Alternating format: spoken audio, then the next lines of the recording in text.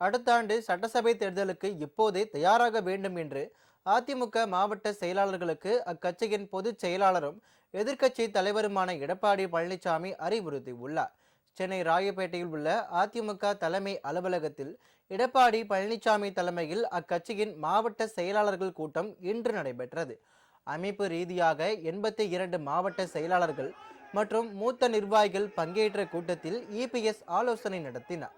தேசிய ஜனநாயக கூட்டணியில் அதிமுக பாஜக இடையே தொகுதி பங்கீடு முதற்கட்ட பேச்சுவார்த்தை நிறைவு பெற்றுள்ள நிலையில் இந்த கூட்டம் முக்கியத்துவம் பெற்றுள்ளது.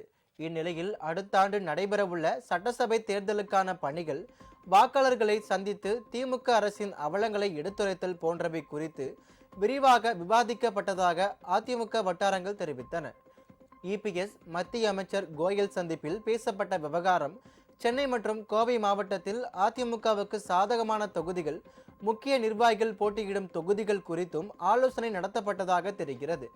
அதிமுக சார்பில் விருப்ப மனு விநியோகம் இன்றோடு நிறைவடைந்துள்ள நிலையில் வேட்பாளர் தேர்வு குறித்த அடுத்த கட்ட நகர்வு குறித்தும் விவாதிக்கப்பட உள்ளது.